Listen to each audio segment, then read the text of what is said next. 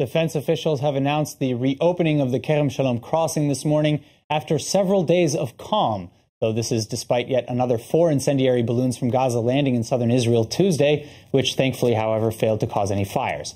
Now, Kerem Shalom was closed initially on July 9th to everything but medicine and food. Then a week later, fuel was stopped. But now, in addition to the crossing opening to full activity, 730 trucks, including 35 truckloads of construction material and fuel, were approved to go into the strip.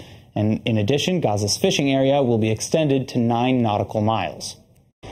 ממעלה מ3 חודשים לא באתי לפה וכולם חוטפים מזה, גם הנהגים סבלים מזה וגם הפלסטינאים, הסוחרים, העם, וזהו, אני מקווה שלא יהיה יותר בלגן.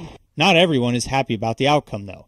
Education Minister Naftali Bennett accused the defense minister of rewarding Hamas with a, quote, prize in return for 130 days of terror.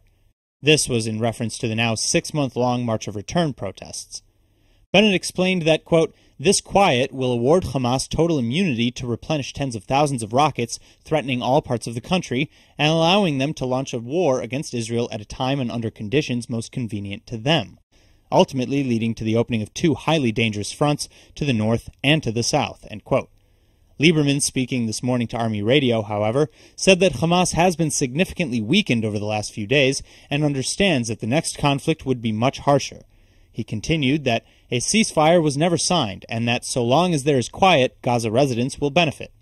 Along similar lines, some Israeli officials are now actually calling on the United States not to withhold funding from Palestinian refugee agency UNRWA, at least not in Gaza.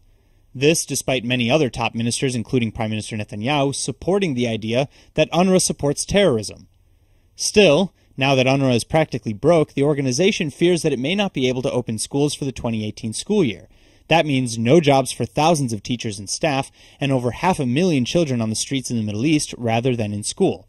A situation that Israeli security and diplomatic officials say might deteriorate the humanitarian situation, in Gaza especially. هذا القرار سيعدم 1000 أسرة وكل أسرة متوسط الناس اللي في المجتمع 6 سيتحول 8000 عنصر في المجتمع إلى الجوع. We are running on empty. We simply don't have enough money to pay 22,000 teachers who, in 711 schools, provide a daily education for over 500,000 children in the Arab states and territories around Israel. The prospects of 500,000 children, not in UN schools, but on the streets of the Middle East, is absolutely terrifying, and the international community should rightly be utterly alarmed.